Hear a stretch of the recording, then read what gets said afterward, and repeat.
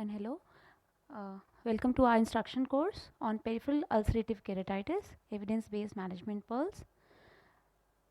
We'll start with the first talk. The speaker, Dr. Manpreet Kaur, please come on the stage, and Dr. Lumi, also panelist, please. I invite you, sir, to the panel. So first talk will be on PUK simplified, an algorithmic approach to clinical diagnosis and investigations.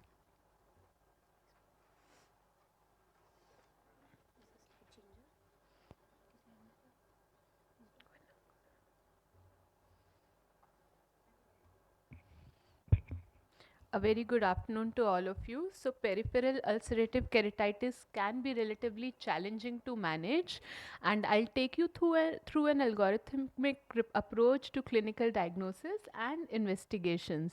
At the outset, there are no financial disclosures. So, we all know that peripheral ulcerative keratitis is a form of crescent shaped stromal inflammation which involves the juxtalimbal cornea and is characterized by progressive corneal ulceration and peripheral stromal thinning. What is unique about this entity is that it is commonly associated with autoimmune disorders. So, whenever we see a case of PUK, something systemic, underlying systemic disorder does come into mind. So, pathogenesis, the exact mechanism remains unclear. Both humoral and cell mediated autoimmune processes have been implicated, and reaction to corneal antigen, circulating immune complex deposition, and hypersensitivity reactions to exogenous antigens have been implicated in the pathogenesis of peripheral ulcerative keratitis. So, how exactly does the ulcer occur? The deposition of immune complexes activates the classical pathway of the complement system, leads to chemotaxis of inflammatory cells in the peripheral cornea, which go on to release collagenases and other proteases and cause a destruction of the corneal stroma. So, what's the underlying etiology? So, it's not just a simple autoimmune disorder in all cases, though we do tend to think of rheumatoid or collagen vascular diseases when we see a case of PUK. It can be caused due to local ocular causes and systemic disorders both. For local pathology, infective causes, bacterial, fungal, viral, etc., can be there. Non-infective trauma, local autoimmune, neurological, and lid and adnexa abnormalities. Systemic again can be infective or non-infective. Of non-infective, autoimmune is the most common. Malignancy, dermatological disorders, and inflammatory bowel diseases all have been implicated. So this is just to take you through a detailed overview of the ocular causes, the local pathology, infective agents. So staph, strep, gonococcal, moraxilla, hemophilus, all have been implicated. Viral herpes simplex and zoster, acanthamoeba, and fungal keratitis. When we look at the non-infective local causes, traumatic chemical, thermal, or radiation burns can cause a PUK-like picture. Abnormalities of the lids or lashes such as entropion, ectropion, cicatricial exposure, trichiasis, lag of thalamus can cause a peripheral ulcerative keratitis. Local autoimmune disorders, Murren's ulcer is one of the most common, and allograft reaction. Neurologic causes, neurotrophic keratitis. Systemic, the non-infective causes autoimmune disorders such as rheumatoid arthritis, which may be implicated in around 30 to 40% of cases in which autoimmune disorders are implicated. Wegener's, SLE, PAN, Sjogren's. Dermatological disorders, the cicatricial pemphigoids and the Stevens-Johnson syndrome. IBD and malignancy, of course, we covered. Then infective causes, even systemic infections can lead to a peripheral ulcerative keratitis like picture, tuberculosis being one of the most common, syphilis, gonorrhea, borreliosis and bacillary dysentery, and in viral also, AIDS leading to systemic immunosuppression, hepatitis and varicella zoster. The most common disorders associated with PUK are systemic collagen vascular disorders, of which rheumatoid arthritis accounts for nearly 34% of the non-infectious autoimmune PUK cases. Now, coming to the clinical presentation, symptoms would be like any other ulcer: pain, watering, photophobia, and decreased vision. So, what's essential when you're working up a patient is clinical history, duration and progression of symptom, associated systemic conditions, because you would want to rule out any underlying autoimmune disorders or a systemic immunosuppression, medication history, specifically the immunosuppressive drugs, Key questions are any history of any inflammatory disorders like rheumatoid, any family history of autoimmune diseases. So whenever you're taking a history, there are some things that can help you narrow the differentials at the history point itself. So excruciating pain out of proportion to the severity of ulcer is often a characteristic feature of Murren's ulcer. In acute cases, the diminution of vision that's reported by the patient is often normal or only a mild reduction is there. Acute loss of vision may be a sign of associated corneal perforation. Recurrences are common. So in a history, the patient may give history of recurrent episodes of a similar illness. Past history of trauma or recent surgery may precede an acute attack of peripheral ulcerative keratitis. Now, coming to the systemic symptoms, you have to elicit history pertaining to the systemic autoimmune disorders. They are general constitutional symptoms, then musculoskeletal, skin, gastrointestinal, respiratory, cardiac, and neurologic. All these systems may be involved in the autoimmune disorders. So, a thorough history taking is very, very important because, as you saw the list of differentials, it is very vast and you have to pinpoint the identifying cause, which is not as easy. Signs: peripheral corneal ulceration and thinning, conjunctival hyperemia, involvement of limbus in the form of limbitis and anterior chambers such as iritis, cyclitis may be there, varying degrees of vascularization, perforation may be noted, scleritis. Healing stage is characterized by thinning, vascularization and scarring. Now, PUK associated with systemic autoimmune disease, when you are examining, one is the pain will not be as severe as Murren's ulcer as we saw earlier in the history also. In contrast to Murren's, extension into the sclera may occur. So, scleritis is maybe more associated with underlying systemic disorders and Murren's characteristically has absence of scleritis. There is no separation between the ulcerative process and limbus. So during examination also you will have to keep on ruling out differentials. Infections of course will be associated with suppurative discharge. Clinical signs of systemic autoimmune disorders associated with peripheral ulcerative keratitis. Again, a thorough systemic examination is essential. We saw in history taking that a systemic history is essential. You have to go back to your basics and what you learned in medicine and look for all the musculoskeletal, neurological and dermatological features that are associated with various autoimmune disorders. It may point towards the underlying disease. Now, stepwise approach to investigations. First is the standard screening test, then the tests that are required in specific situations, establishing the etiology at a local ocular level, establishing the etiology at a systemic level, and monitoring the side effects of medications. So we all know that the treatment protocol largely focuses on systemic and local immunosuppression. They form the mainstay of therapy. So you have topical steroids, oral steroids, and a host of immunosuppressive drugs that will be covered in the subsequent talks. So the first step when you are starting with the investigation is to rule out infections, local and systemic both.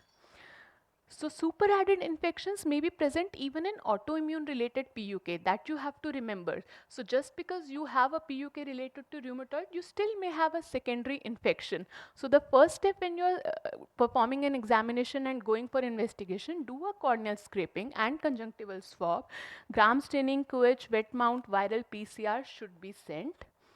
Then rule out systemic infections and autoimmune disorders. So there is a host of blood panel and other investigations that you have to do. A complete blood count, ESR, LFT, RFT, chest X-ray, urine routine microscopy, ruling out HIV, hepatitis B, HCV and syphilis and a peripheral blood smear. For autoimmune disorders, the initial panel often includes for rheumatoid factor, CRP, anti-CCP, anti-double-stranded DNase and ANA for systemic lupus erythematosus, Pianka, Cianca to rule out vaginous, anti-Rola for Sjogren's. So these are the basic investigation. Then as you narrow the differentials, if you haven't still identified the underlying cause, you become more specific based on your history and examinations as well. Imaging techniques are a useful adjunct. Confocal microscopy provides high resolution imaging of the cornea and can identify corneal involvement and assess the depth of ulceration. Anterior segment optical coherence tomography again helps in evaluating the extent of corneal thinning and ulceration. These modalities will also be useful to monitor the disease progression, how it's healing, is there going to be an impending perforation. B-scan ultrasonography to rule out both posterior scleritis as well as for a posterior segment evaluation. HRCT to rule out sarcoid or tuberculosis or any malignancy, they can be used. Then we also have to look at the differential diagnosis in conditions that may mimic a peripheral ulcerative keratitis. So marginal keratitis and flectanular keratitis, Tyrion's marginal degeneration and senile furrow degeneration have all been implicated as differentials that may mimic a PUK. So when you come to marginal keratitis and flectanular keratitis, it's less severe and self-limited, begins with an infiltrate, then an epithelial defect, responds rapidly to topical steroids without the need for targeted systemic treatment. There is a clear zone between the infiltrate and limbus, and the associated blepharitis can be seen. Patients generally do not complain of severe pain as is seen with Murez. Tyrion's inflammation and epithelial defects are not seen. Typically painless, does not ulcerate. Demarcation from the central cornea with a gray line begins superiorly, most commonly as fine punctate stromal opacities, and there is a clear zone between the limbus and the infiltrate. Superficial vascularization is seen, and the peripheral thin zone is determined by a white lipid line at its central edge. When you look at the senile furrow degeneration, there is a thinning in the lucid interval between the arcus and limbus in the elderly. The epithelium is intact, there is no infiltrate or inflammation unlike in a PUK. Furrow is shallow, not vascularized with sloping edges, and progression is extremely slow. To conclude and just sum up, history may help you differentiate between different local causes and indicate the underlying systemic diseases. On examination, both ocular and systemic examination are very, very important, and rule out the differentials that may mimic peripheral ulcerative keratitis. Laboratory investigations, one is you have to rule out infection. Second, you have to collaborate with a rheumatologist and run a full blood panel to rule out infections, to do a baseline investigation. You'll also use them to monitor your response to treatment. Any systemic side effects will be monitored by your blood counts, repeated blood counts, and you'll have to run an autoimmune panel as well. Imaging helps establish diagnosis and monitor course, both local imaging and systemic imaging based on a case-to-case basis. So a stepwise approach to PUK may help you to establish a diagnosis and do not do unnecessary investigations and tailor the management to the specific cause. Thank you for a patient hearing. Thank you so much, Dr. Manpreet. Very nicely covered the entire spectrum. Dr. Yogita, if you can set up your presentation. So Yogita will be covering shifting the paradigm of medical management, also giving you an insight into new modalities and treatment strategies. And as Manpreet nicely summarized the details, that there are so many differential diagnoses and it can be sometimes confusing. And it's a disease which is not very common in a routine clinical practice. It's very important that all ophthalmologists are aware of all the nuances, and they save a lot of time, and sight saving actions can be taken if you the moment you see the patient, you ask for all the investigations straight away and don't start the definitive treatment just blindly. Usually, even though it looks, you can start getting your slides up. Please, Dr. Yogita, slides, get them ready. Usually, it is better to spend a day or two doing the investigations, but of course, you can start temporizing measures, and over the next 2-3 talks, we'll tell you what measures you can start when you first see the patient. Up to Manpreet's talk, the thing is when to suspect, how to suspect, what are the clinical assessments you need to do, and what are the investigations you should order. Thank you. So over to Yogita. She's going to now give you new insights into the medical management. Thank you, ma'am. So I'll cover the medical management aspect. I have no financial disclosures. The overview of my talk will be based on the three main stay that we have in the medical management. Firstly, the steroid and the immunosuppressants. These are the mainstay of the therapy for a peripheral ulcerative keratitis. Then the biological agents and the newer treatment modalities. So as we know, the PUK may be a harbinger of a serious systemic disease many of the time, so you have to target that disease, and systemic therapy is very important, has very important role in PUK treatment. So main goal of the therapy, as there is an ulcer, so you have to promote the epithelial healing. Plus, because of their immune complexes, there is an autoimmunity aspect in PUK, so you have to halt the stromal lysis that is occurring and minimize the inflammation. And secondary infections have to be prevented. And it has been seen that prompt initiation of treatment reduces the mortality and morbidity, the ocular and the systemic morbidity associated with PUK. So as Dr. Manpreet has very well covered, the causes can be infectious and non-infectious. The first step is to rule out infections.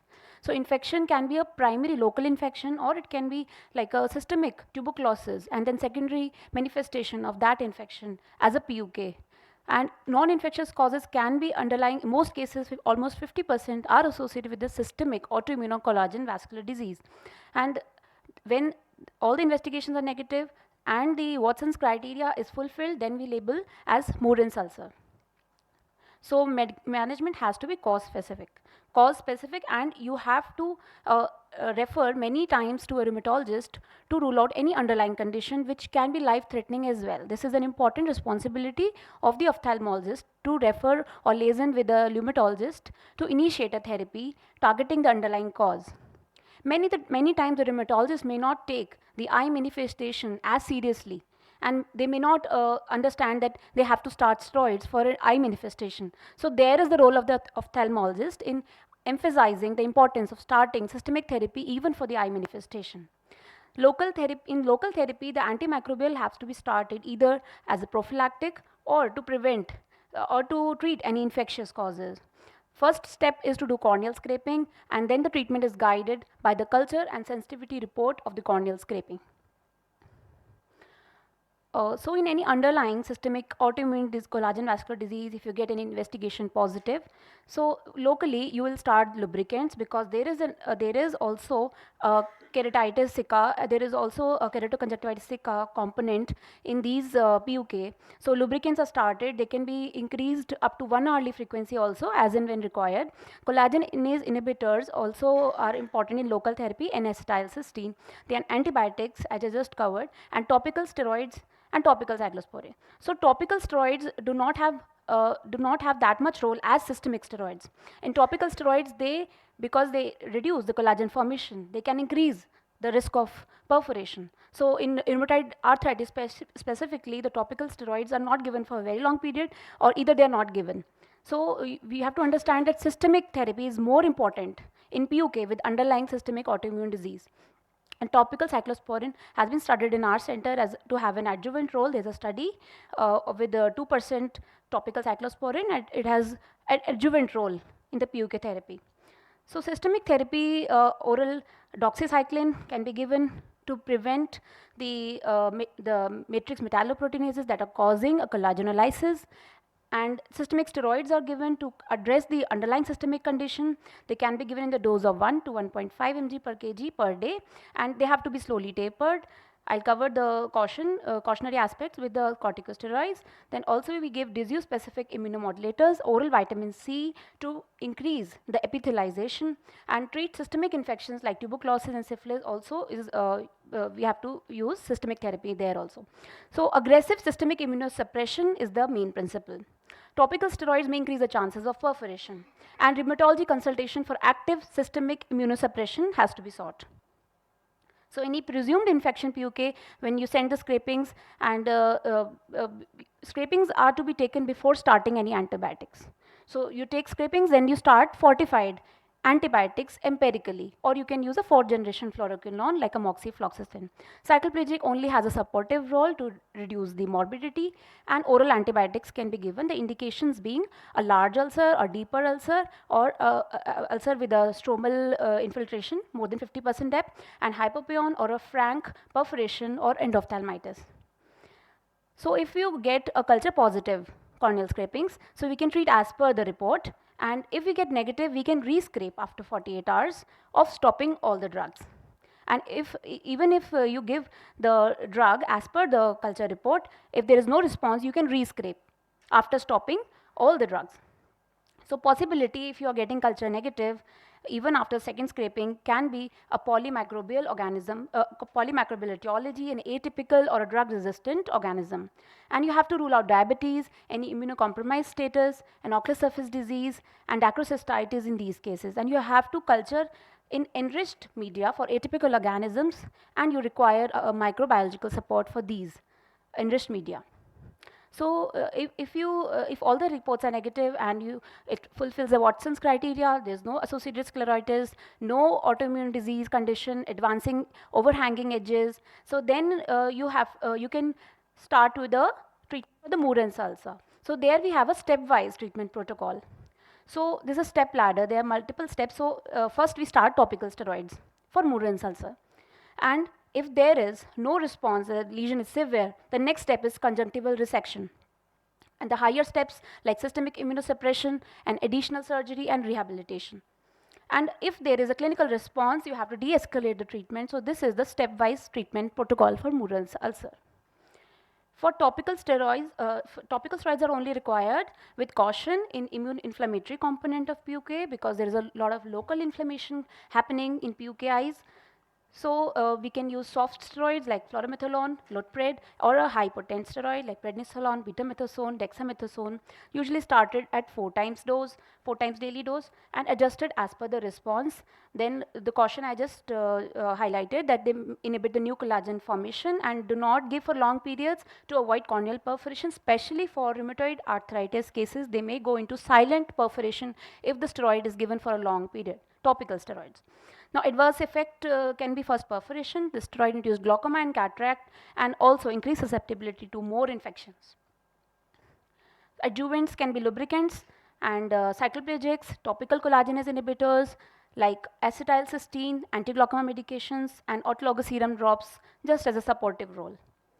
Systemic medications is the one I want to stress, that these are the most important for PUK. So for managing the ocular morbidity, we can take help of non-steroidal agents like flurbiprofen, indomethacin, oral vitamin C 500 mg BD for a peripheral conlement to increase the epithelialization, oral doxycycline, and these three drugs can help promote development of stable corneal epithelium and to relieve the pain and inflammation that is too much in cases of PUK. And to reduce the overall mortality, we should understand that to reduce the overall mortality, because the PUK is a harbinger of a serious systemic disease. So we have to give aggressive systemic immunosuppressants. So immunomodulatory therapy means starting systemic steroids plus a cytotoxic agent. So systemic steroids are given with a dose of 1 mg per kg and tapered as per the clinical response. One can also take help of a 3-day IV methylprednisolone 1 gram per day in vision-threatening PUK, like in perforated cases where we are sure there's an active disease.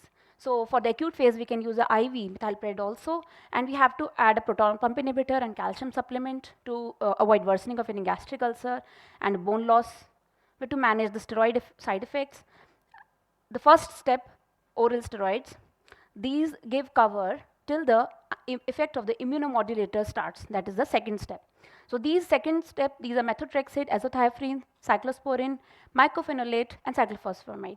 These 5 immunomodulator agents, they take a while for their action to start, and the initial 4 to 6 weeks have to be covered with the oral steroid. So these two agents are started together if there is an underlying systemic disease, and after you have ruled out any infection. And also we have to rule out tuberculosis and rule out any uncontrolled diabetes mellitus before starting oral steroids.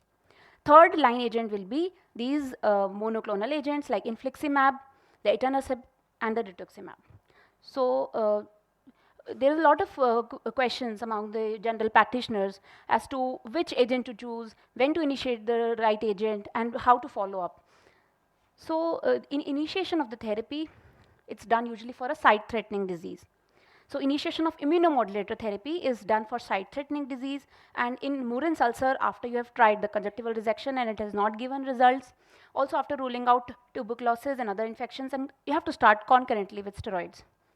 Which agent to choose, it depends on the side effect profile, the underlying disease condition and disease severity. Like if methotrexate has a lot of liver toxicity, and if some person having already underlying liver dysfunction, you don't take that as a first agent of choice.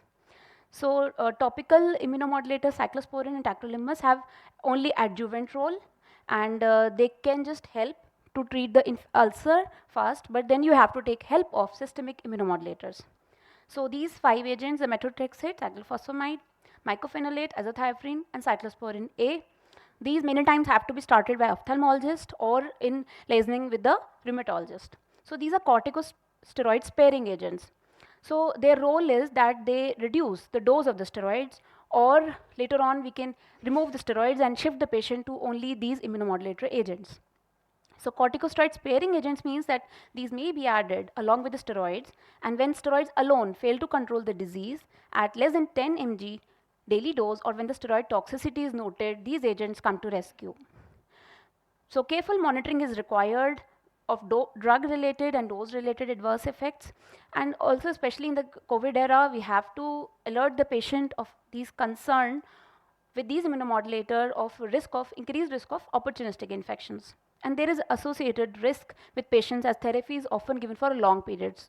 So I'll cover the side effect risk also. So methotrexate is causes apoptosis of T helper cells. That's how it helps in the PUK. It is a convenient weekly dose of 5 to 25 mg per week. So it is quite preferred because it's an easy once a week dose regimen. And we can taper methotrexate as required. It has liver toxicity, leukopenia. It can cause ulcerative stomatitis. So you have to monitor the blood counts on methotrexate therapy, and nausea, fatigue, and sometimes renal failure.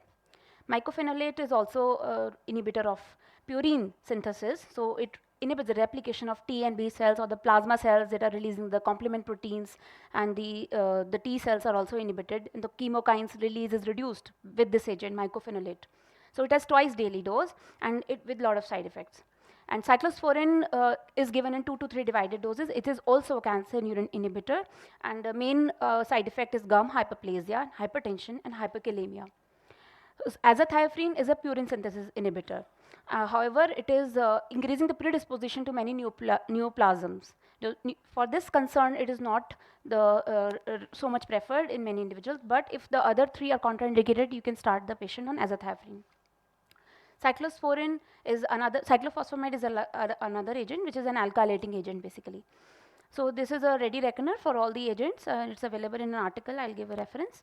So the steroids and the immunomodulator agents have to be tapered within 8 to 12 weeks, and you have to do 6 weekly investigations of complete blood count, because all these are reducing the DNA synthesis. So you have to monitor blood counts, liver function, kidney function test.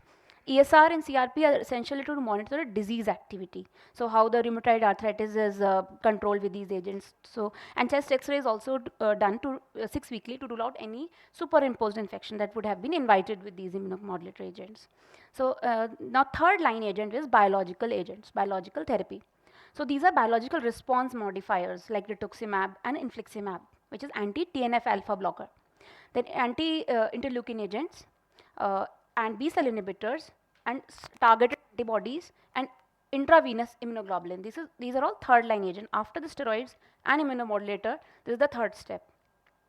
So in infliximab, it's an anti-TNF alpha chimeric monoclonal antibody. It's an intravenous administration. Whereas all the others we covered were oral administration. This is intravenous administration, and with a lot of side effects, and have to be monitored. So etanercept, rituximab, and adalimumab are newer biologicals. Side effects include serious infections, activation of tuberculosis, and infusion-related reactions. Interferon alpha-2b has very good response in hepatitis C viral infections. So Murren's ulcer, in a case of hep C positive patient, we can the drug of choice is interferon alpha-2b. Other agents are also there, named on this slide. And there is a matrix regenerating agent, which is a newer biological agent being used for PUK. So biological therapy or immunosuppressant. So the question is still remains. So in remission phase, that is when you know there is an active disease, you have to take help of steroids and immunosuppressant therapy. In the maintenance phase, you can shift the patient on biological agents. So biological agents are reserved for severe cases of PUK because these are third line agent, as I just described.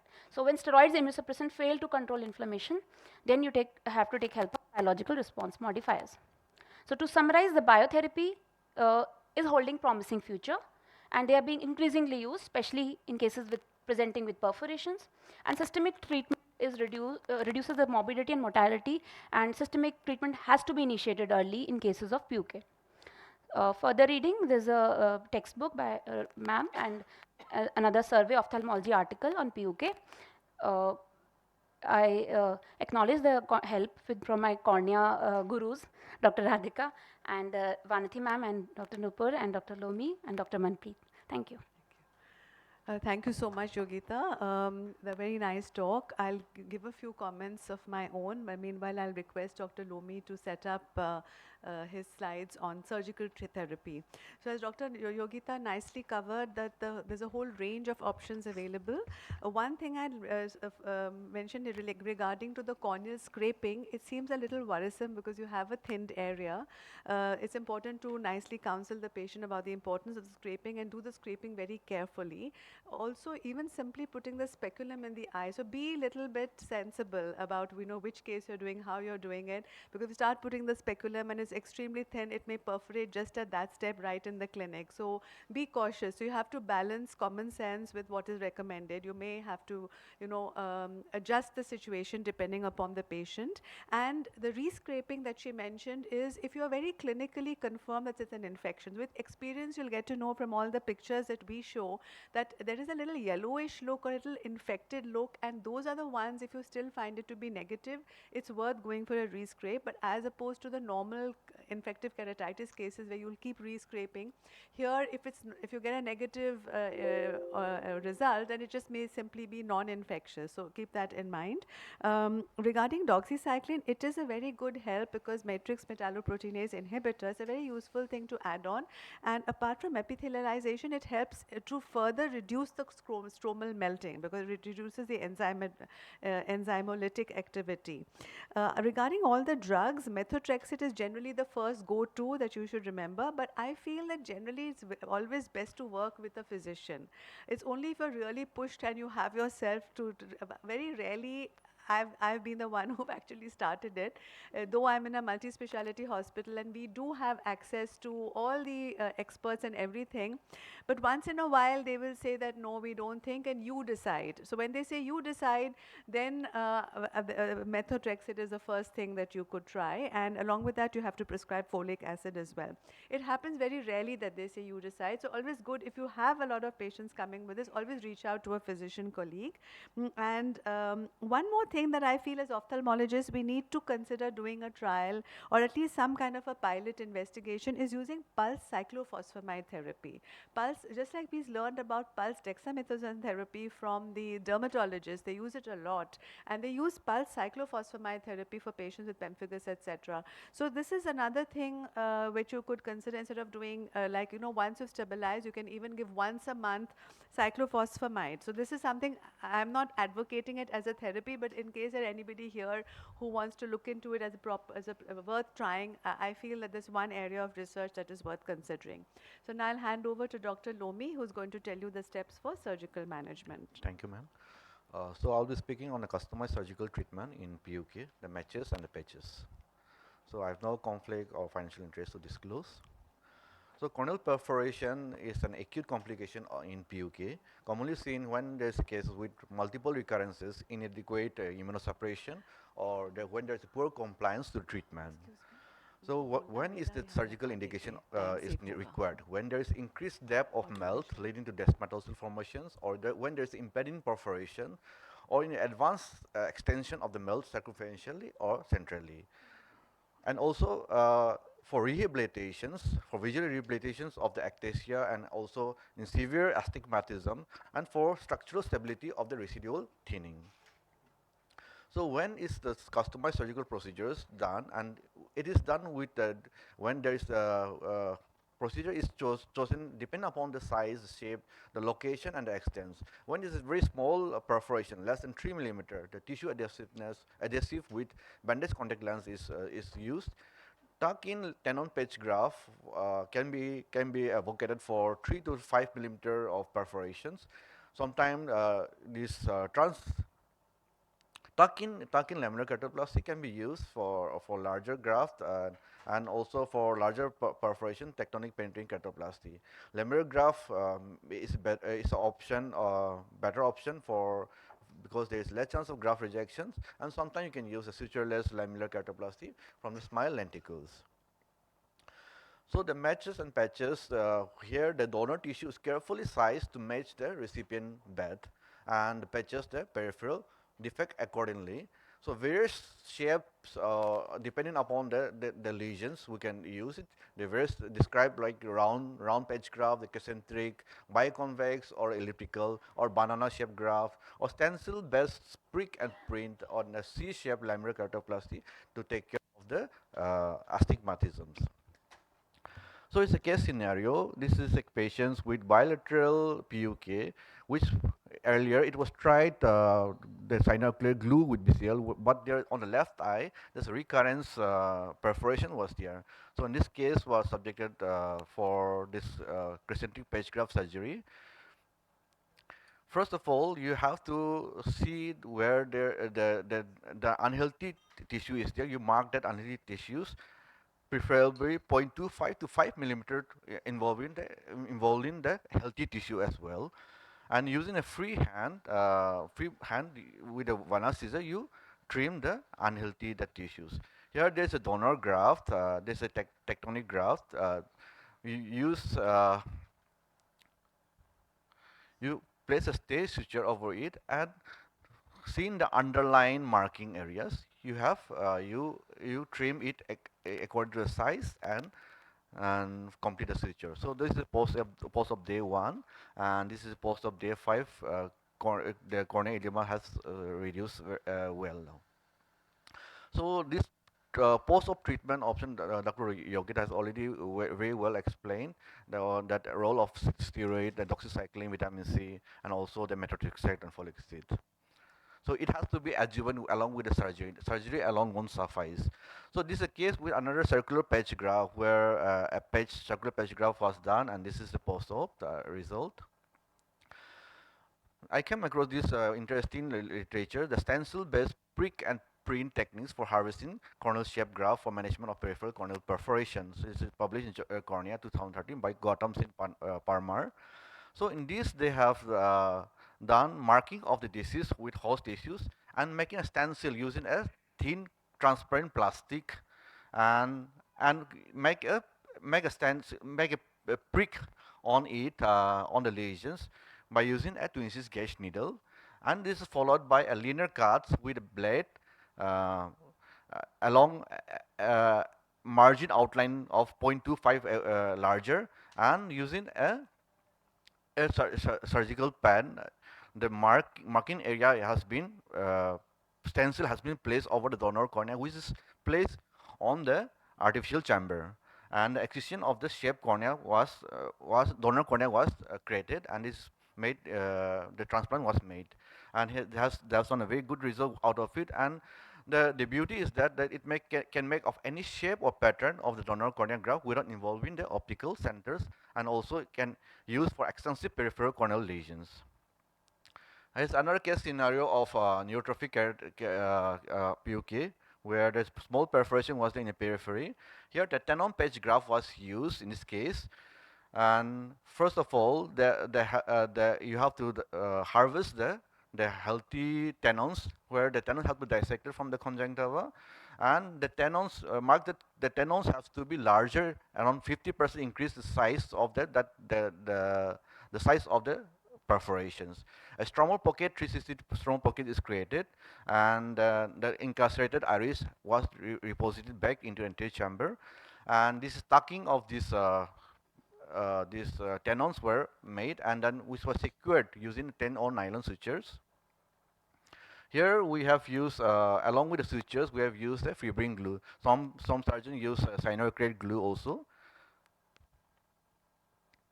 and make sure that that the tissues are well reposited back into the anterior in its place, and followed by the removal of the aqueous of the viscoelastic tissue.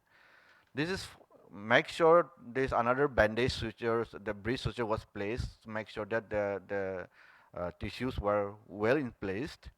and this is followed by a bandage contact lens. So this is next post-op day. The wound is well secured and the chamber is well formed. So usually that it gets re-epithelialized. The re-epithelialization takes around 3 to 4 weeks time, and the benefit of this tuck-in patch graft that it is easily available, and the procedure is repeatable and it's very cost effective. So in a scenario where we don't have the cornea with you, that is also a possible options. Only drawback is that it heals with vascularization and there may be leukomatous corneal opacity. Here's another case scenario of 13-year females with batches with a PUK with 360-degree peripheral ulcerative lesions with surrounding avascular zone and a necrotic scleral necrotic tissue with exposed uveal tissue was there. So a customized corneoscleral patch graft was performed here. The surgeon is our Madam Professor Radhika Tendon.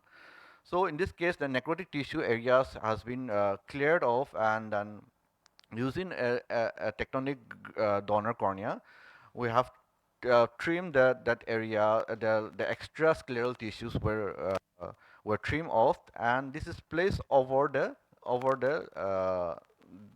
host bed, and then this marking was done by looking it directly. You can see that area defect, and its marking was done, and using a freehand the graph was matched, and then this was patched in the subsequent area along with this the necrotic scleral tissues. It was customized with and then cover up with the corneal the button. So this is the initial patients was having hand moved close to face, and patient is now following more than 5 years now. Patient is like still maintaining vision. However, the patient have to go along with the immunosuppression for a very long time. Still was on a low dose of 5 milligram weekly dose of methotrexate. Another for smile-derived lenticles can be used for the paracentral corneal perforation of around 2 millimeter in these cases, where a smile lenticle was used for it's kind of sutureless, where you can use only the glue to suture it to place the graft. So in a scenario where you have smile facilities, you can take care of with these lenticles. The lenticle will give around 50-60 microns, which will help you for taking care of this such peripheral small perforation. So a study was done in a center with comparing the tenon patch graft and the smile lenticles in management of corneal defect and perforations to see the anatomical, the functional, and the ocular surface parameters. Where in these studies have shown that the tenon patch graft is effective for sealing a small defect of less than 3 millimeter. However, there is some corneal neovascularization and has higher astigmatism as compared with the smile lenticles. And the smile lenticles have better outcomes in terms of visions and also the ocular surface outcomes. Lastly, a compressive C-shaped lamellar keratoplasty for rehabilitations of all of PUK's patients. After healed PUK, there might be a steepening and high irregular astigmatism will be there. So yeah, it can be taken care by using these methods by Cheng et al., where they used two trephine. Trephine was used for marking, one inner one with 9 millimeter and outer of 14 millimeters, and the edge where to get a C shape, the outer edge arc was marked by using a disposable dermatomes. And here the graph were undersized of 0.25 and 0.5 mm, and the compression suture was placed under direct visualization on microscope mounted keratoscopes, where approximately 50% astigmatism overcorrection in that axis was used, and it was found that it is very good in taking care of the astigmatisms without any recurrences in this short 6 months follow-up time. So in conclusion, match and page corneal graph have the advantages that every steps are performed under direct visualizations, following accurate mapping either by free hands or by trephine markings. And it's important to note that early surgical interventions is always helpful for successful restoring the tectonic integrity of the globe, and also improve and stabilize the visual acuity in perforated PUK. And most important is that it's a team effort of internists or the rheumatologists and ophthalmologists, which will help us to use a judicious use of immunosuppressive agents, maybe for very long durations, and which can yield a favorable results without with minimizing the adverse effect.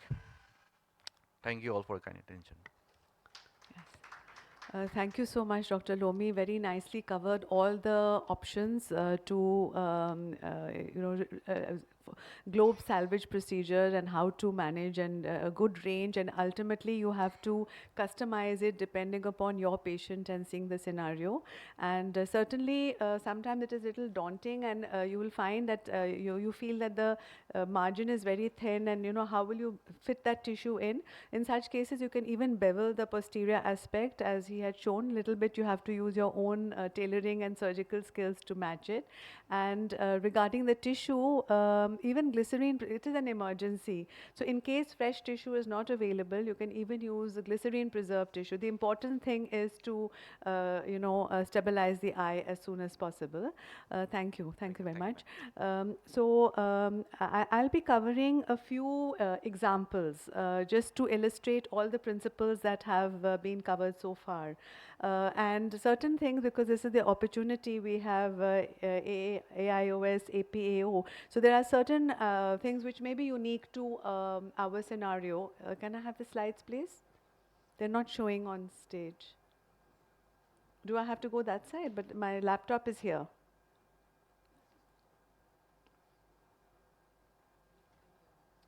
Yeah.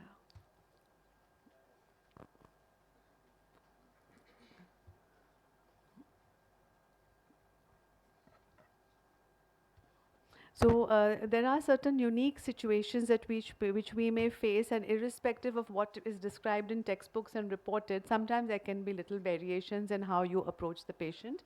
And I'll use the examples to illustrate that.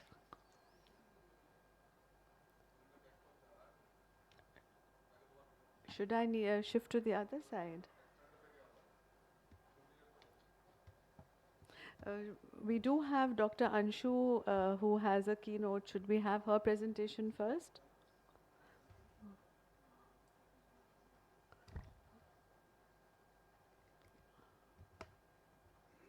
नहीं तो ये actually अभी दूसरे hall में चला था. Okay, तो ऐसे ही चला था दूसरे में, कोई चेंज नहीं किया था लैपटॉप में. ओके, एक सेकंड मैं करती हूँ, एक सेकंड. ये मूवी नहीं कर रहा अभी. एक second.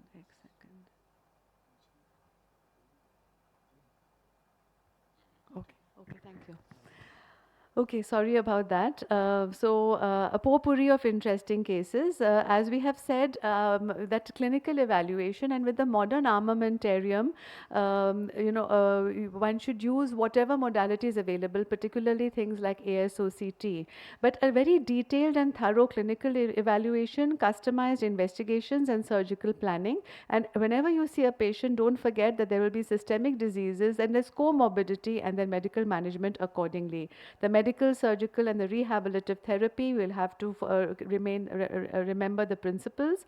And again, regarding topical and systemic therapy, don't forget that one has to cover antimicrobials. And the very fact that you have an epithelial defect means that even normal commensals are going to invade. So even if it is a sterile ulcer and you've seen it fresh, you're pretty sure that it is very neat and clean, you may like to give an antibiotic coverage while you're undergoing the investigations, such as moxifloxacin or preservative-free medication, which is moxifloxacin. Otherwise, one can use chloramphenicol eye drops, azithromycin, just so that in the process of healing, the patient doesn't land up with a infective complication. And systemic therapy, again, all the principles that have been covered so far.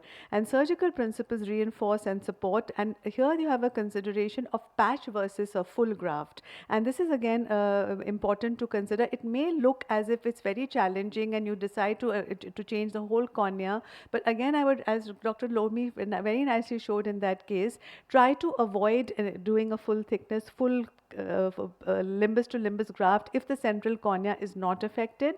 It may look as if it's not going to work, but it often does, and you can always plan further therapy later on. The important thing is to stabilize the melted part of the cornea.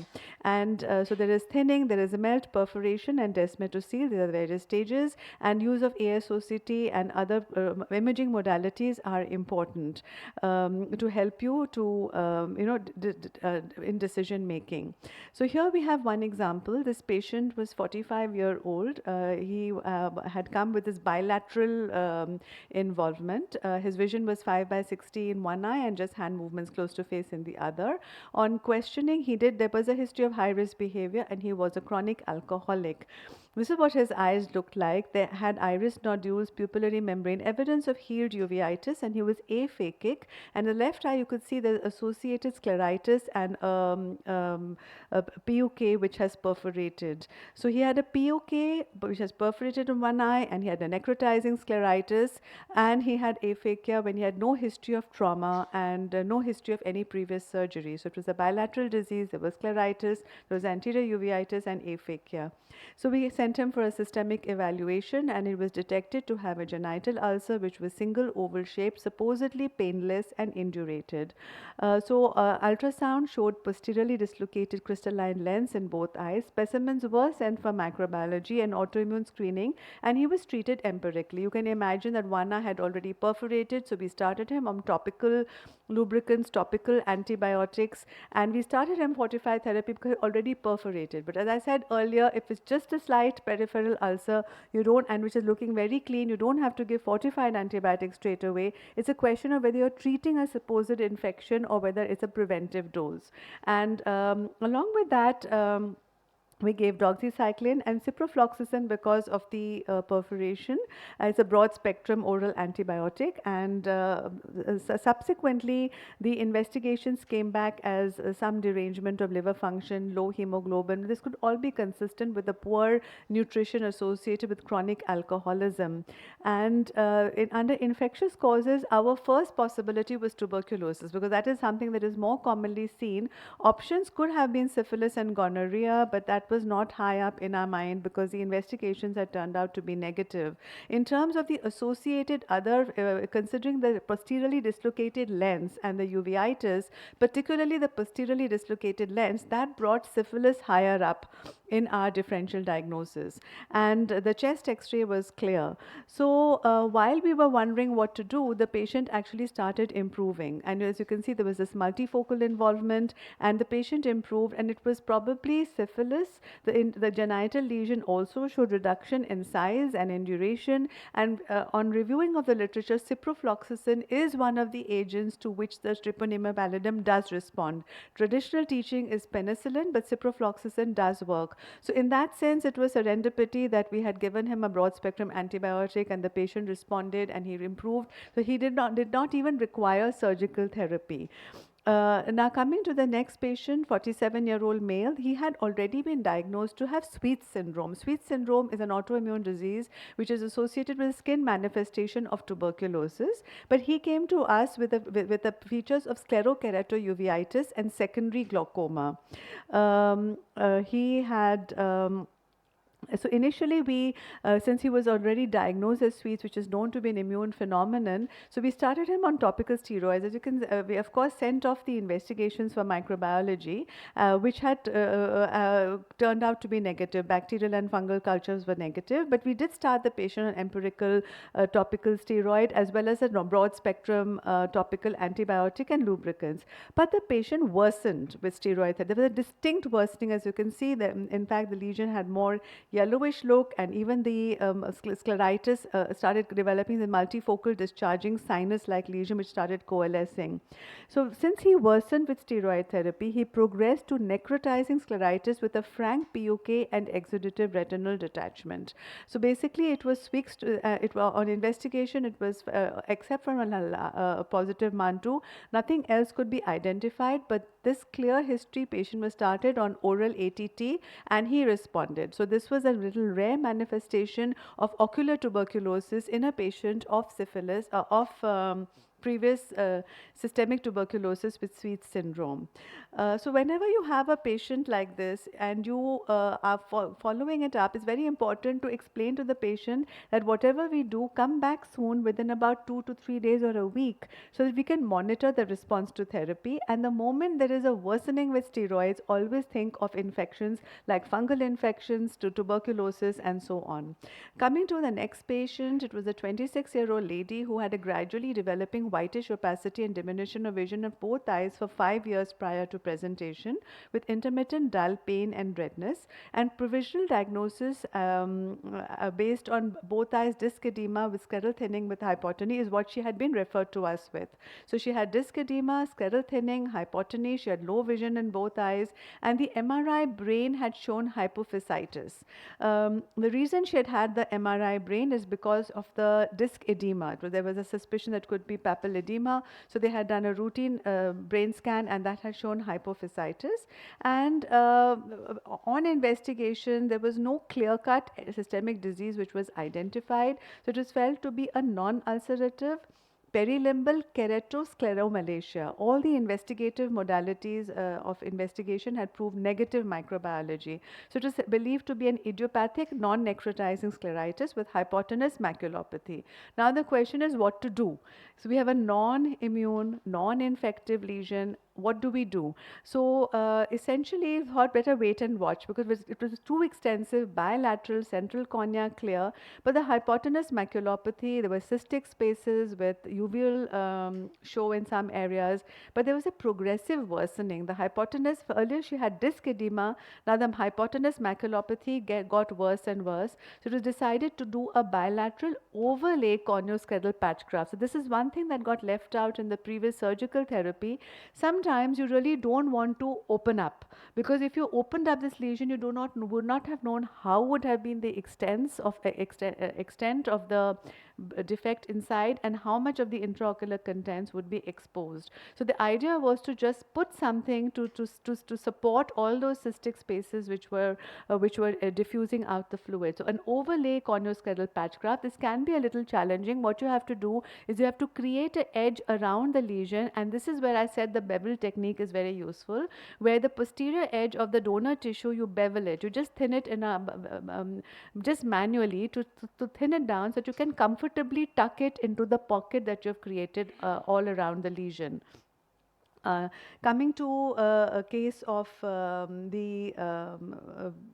other cases of corneal melting, this is what Lomi had shown already earlier. Here I would just say that in cases like this, ideally it is recommended that you put air into the AC, you separate the iris and so on. But sometimes it is good just to put something, let it heal, and then take care of the peripheral anterior synechia, etc. later on. So this is an additional thing that you could consider, because in the process, if it's been for a long time, there's a very extensive iris prolapse, and if you enter the AC and start releasing the iris, sometimes there may be excessive bleeding, there may be excess of iris being very edematous, there may be excess of iris tearing and so on. So this is also a safe option, that at that time the important thing is to get to heal, stabilize, and the later more intraocular interventions can be handled later on. That is the only purpose of showing this, that in such cases don't hesitate to just do a patch, just stabilize the eye and then proceed further.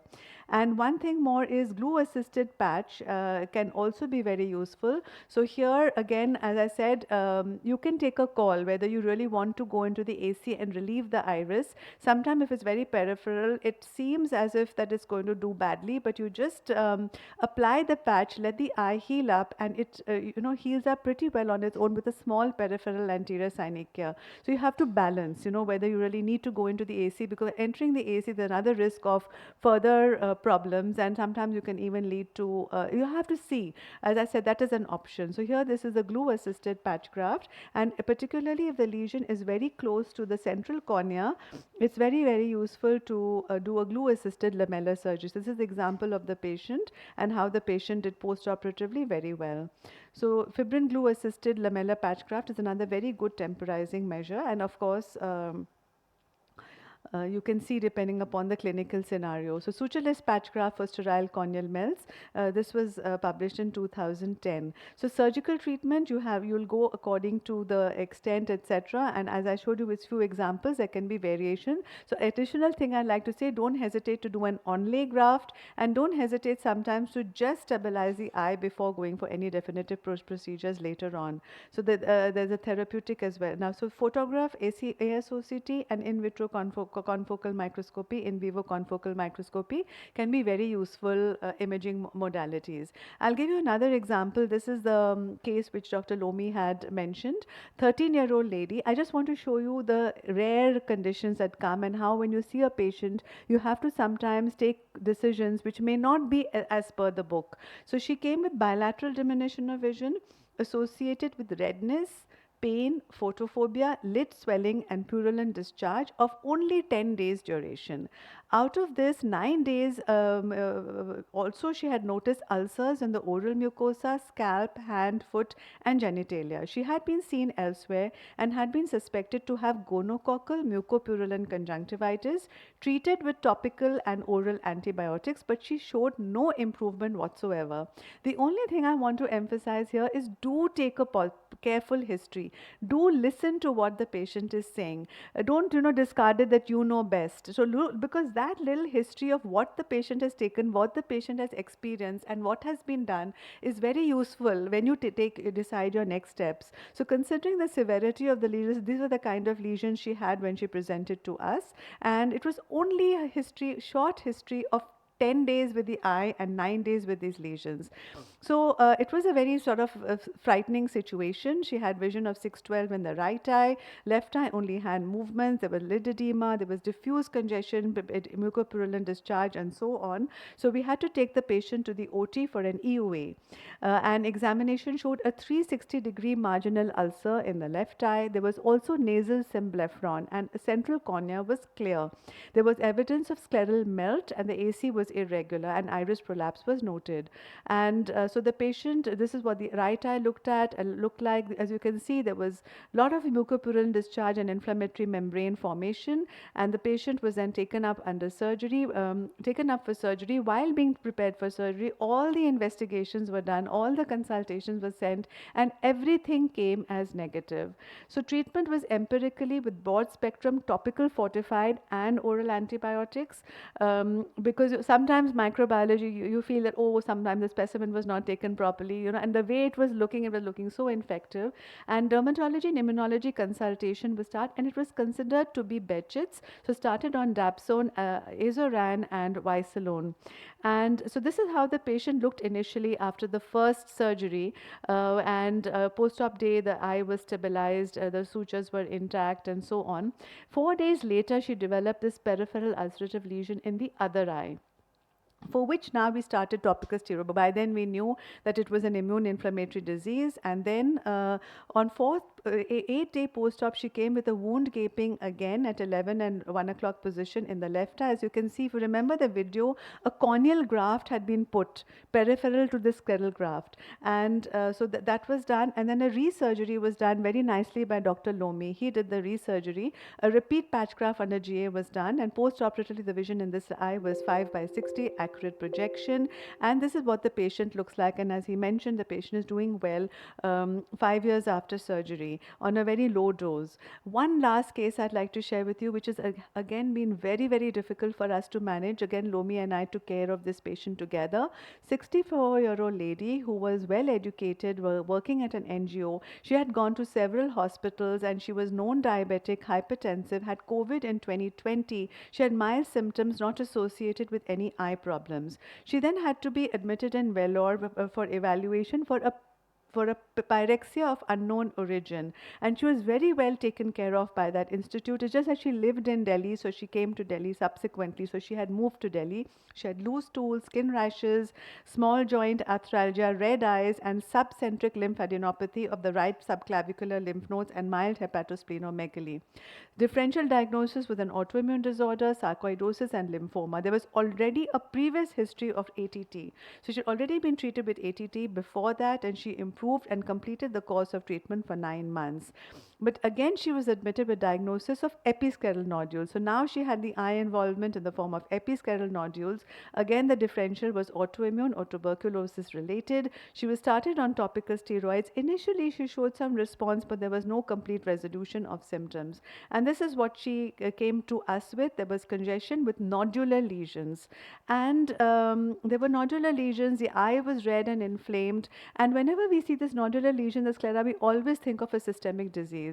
So we again did the routine, as you know now, the drill, the conjunctival swab. We even did a conjunctival biopsy, and that surprisingly showed cryptococcus. She had orbital and preseptal thickening present. Then again, we were at a loss as to what to do, so we treated her with topical amphotericin, oral antifungals, and then she next one grew chlamydia. For that, she was treated with a tablet, doxycycline and azithral, and then she kept going up and down with a congestion, nodular surface, epithelial defect coming on and off. There were and then she was showing. Then she came with this PUK.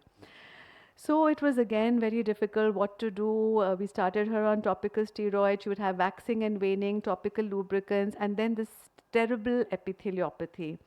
It was so difficult to treat, and her inflammatory markers were raised, were grossly elevated, PET, borderline enlarged supraclavicular lymph nodes.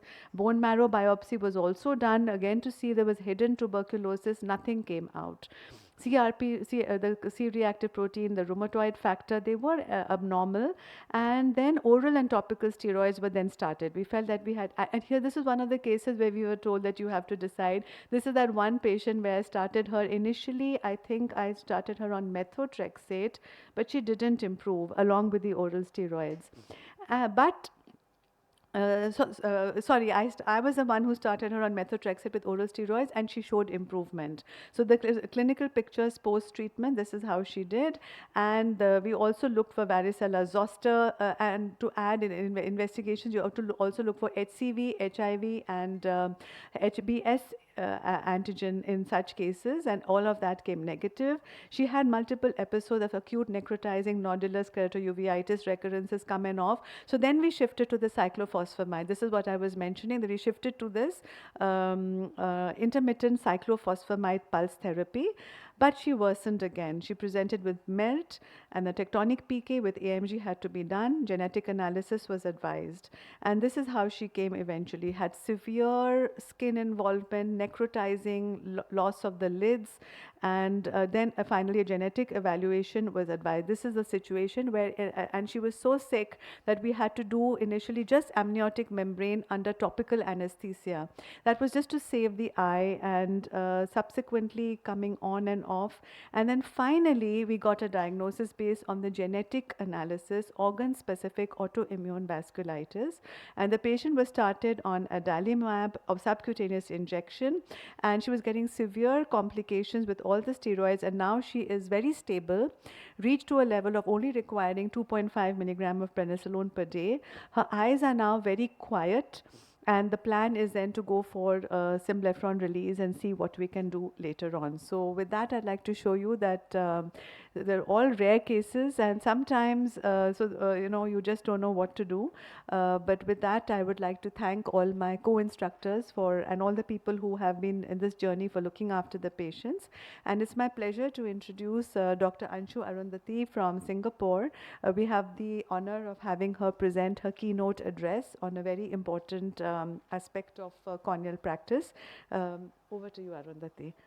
While Arundhati is putting up her slides, we will just take questions.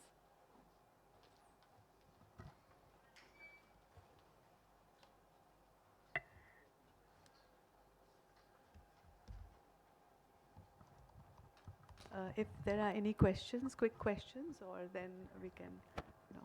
So I think the topic was covered quite extensively. I'm very happy that so many people are here because it is a difficult area and often there's so many confusing aspects. So I'm glad that the message will go out because I'm sure you will share it with other colleagues, and I hope that we've been able to give you some insights. So this is another very, very important topic: penetrating keratoplasty versus stage lamellar keratoplasty.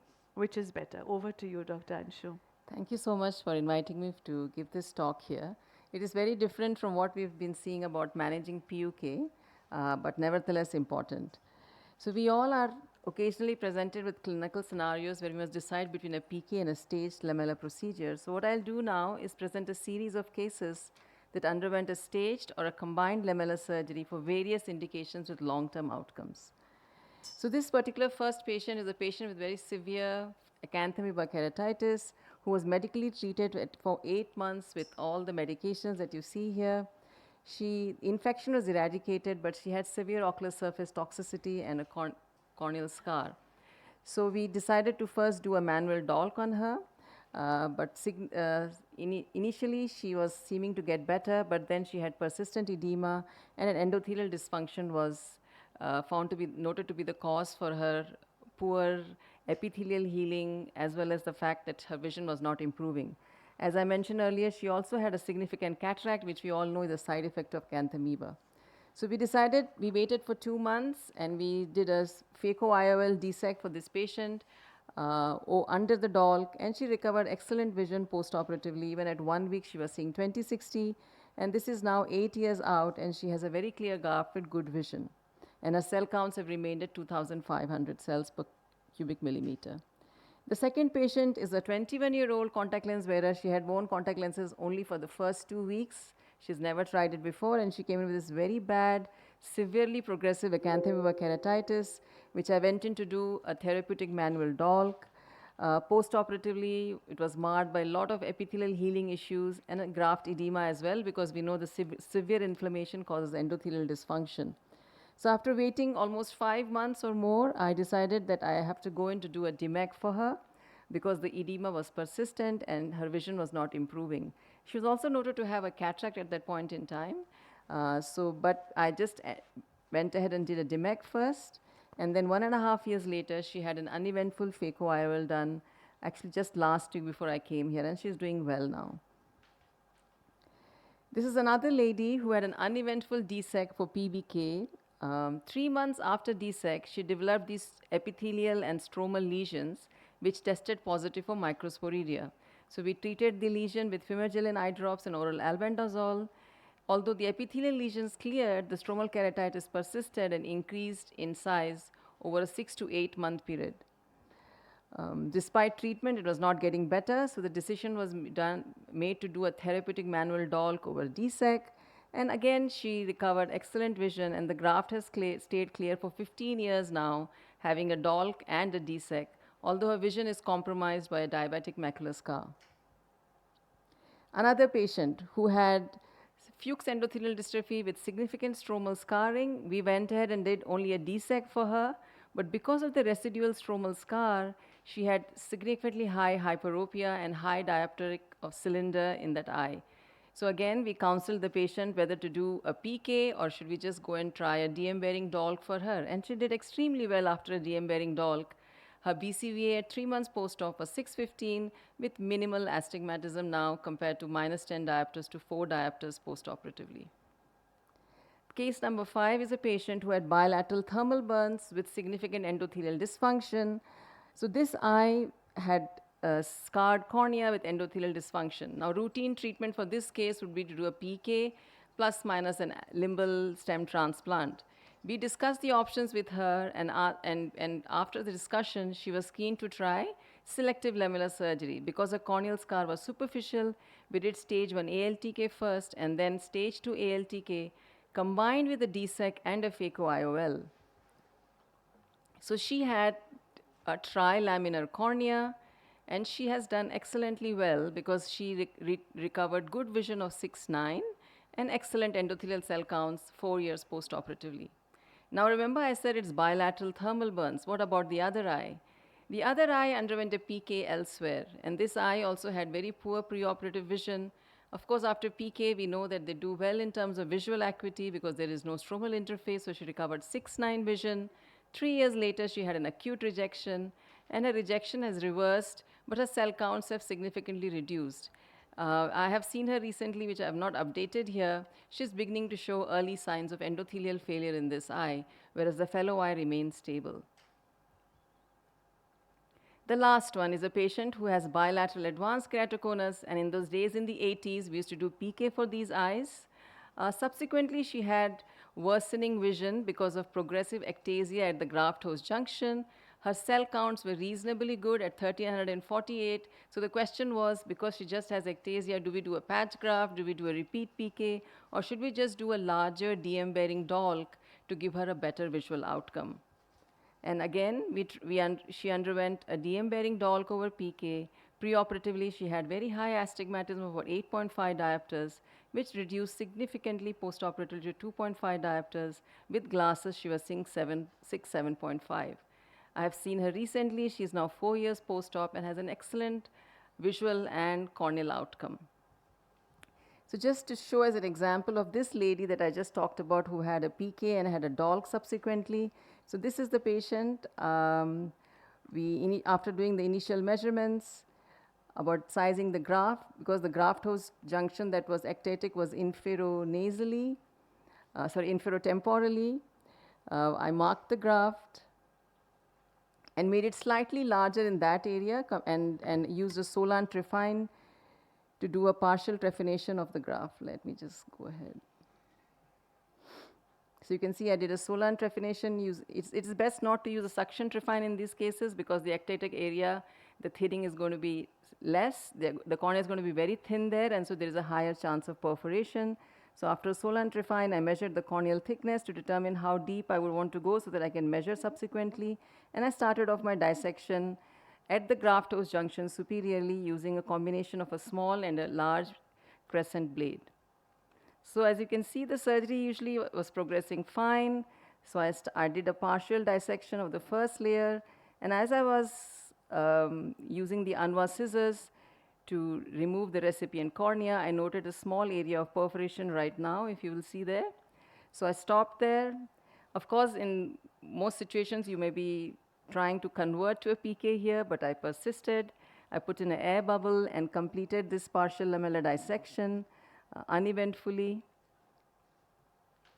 After I had completed this lamellar dissection, I realized that there was still a significant amount of stromal bed that was remaining over the DM. So the question was whether I should just stop here and just put a corneal graft on it and suture, or should I go deeper? But I persisted and I decided to go deeper, and this time I used a little bit more of a blunt dissection using a combination of diamond knife to go in as deep as possible and a marginal dissector to dissect off the remaining stromal bed, as you will see in a short while. So I used a marginal dissector, and once you reach that cleavage plane, it is very, very smooth, this dissection over a previous PK. And this tool, the marginal dissector, the TAN marginal dissector, is a very useful instrument to use if you want to do these kind of dissections. It's safe, but of course it can perforate, but as long as you maintain the right angle, you can get by it. So as you can see, this is going to be completed soon. It's important to make sure that you have a full air fill in the eye while you're trying to complete this dissection.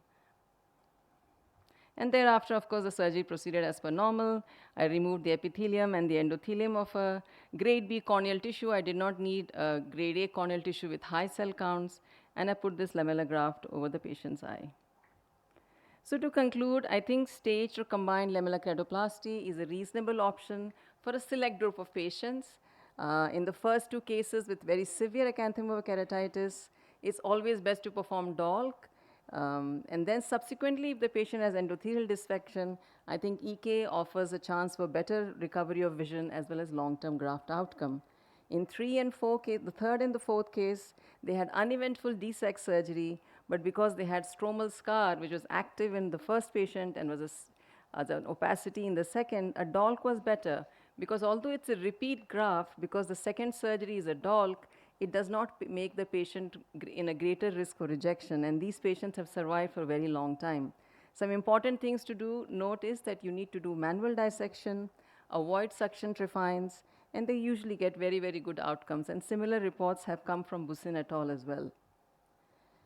And finally, in the case 5, which was an interesting case with a thermal burn and partial limbal stem cell deficiency, and I've seen this in several other cases who have partial limbal stem cell deficiency, just a DOLC alone, without any stem cell procedure, really helps to stabilize the ocular surface and give the patients good outcome.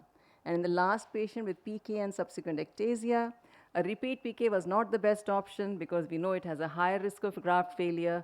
And of course, the patient's ECC was very, very reasonable. So I opted to do a large DM-bearing DOLC to give her good vision and preserved her endothelium 4 years postoperatively. Thank you. Thank you very much, Anshu. So there were beautiful videos and lovely surgery. I also personally, advocate using this, Descemet bearing dial technique where you can start from the periphery, get to the right level, and then gently go across the cornea. And the other very important thing you demonstrated is that, and I know that the Singapore group has always advocated lamellar surgery over PK. They're virtually doing hardly any PKs now. Yeah. We haven't been able to reach that level, but I think we should. We're just a little bit, I think, take the easy way out and do the PK because I also we just think- feel it's, yeah. in one go, take care of it. But I think it's much better to do it this way. But can I ask you a question about that triple one? Why did you do the second ALTK? Like you did an ALTK, then you did the DSEC, but you did another ALTK in Oh, yeah. between. So it's, when we first started doing ALTK, it was usually a single stage procedure, right? Where we use the ALTK machine to do a lamellar dissection on the recipient cornea as well as on the donor cornea. But we have realized that after doing a couple of cases that there's a significant mismatch in the donor and recipient sizing. So then we started doing it in a staged manner. So the first stage, we go in with an ALTK machine where we create a trephination diameter of 9.5 to 10 millimeters. We lift it up and put it back again and let it heal for 6 weeks. And then we go in and use our usual suction trephine to, use an ALTK to determine the thickness of the graft that you need on the donor side, and you dissect it, and then you place it on the recipient bed, and where you have trephined it using a suction trephine, so you get straight edges. And then the donor and the recipient match is perfect, and you don't get issues of mismatch. So that's why we now do only staged procedures if you have to do for cases that have superficial opacities. I think we've reported that. Yeah. And the other thing is, though the equipment is so expensive, the microkeratome, but yes, there are issues about the diameter. I think it's also to do partly with the pressure. Apparently there's a method that you're supposed to know what is the exact pressure in the artificial anterior chamber. So maybe that's something which may make a difference. But that's wonderful, lovely surgeries. And the corneas that you use, in fact, this kind of anterior lamellar surgeries, even glycerine preserved corneas can be used. And we're also looking at a lot of corneas are sometimes discarded, whereas these not suitable for surgery corneas can be decellularized and kept for longer. And they can be used for this anterior lamellar procedures So as if well. the patient has got no ocular surface disease, that means he's got a stable ocular surface and no stem cell disease, there is no reason to use the precious optical grade corneas that you can use to do, say, a PK or a EK for these patients. So we usually use frozen or preserved corneas, and they do extremely well. The only problem with frozen or preserved corneas you need to keep in cryopreserved corneas is that there's a lot of stromal edema, so you need to suture it really, really tight, not like PK. It's really tight. And subsequently, also the other problem that you have to keep in mind is that the epithelialization is slower. So usually we have to keep a bandage contact lens on these eyes for almost up to a month to aid in the epithelial healing. But generally they do well after a period of time, yes. True. And the other important point you made, which is really interesting, is that you have a partial limbal stem cell deficiency. Just an anterior lamellar graft helps. And that's the other thing. Maybe we have gone over to the other side of even the slightest superficial vascularization. We say, oh, it's limbal stem cell deficiency. You have to do the limbal stem cell transplant first. So that may not be necessary. And maybe there's something to do with the, I know that now even MSCs and other things have been recommended as therapies for rescue of the limbal stem cell. So maybe the lamellar tissue that you're putting, maybe the milieu improves, and since it's anyway a partial limbal stem cell deficiency, maybe it just helps everybody, all the other Yes. cells, feel happy and they just recover. Absolutely, yep, yep. I Right. think that's the case. So yeah. I think there are a lot of interesting points which come up. Any comments from the other cornea specialists or anybody in the room? Okay, so thank you everybody for being here. Can we have a group photograph of all the presenters, please? Thank you.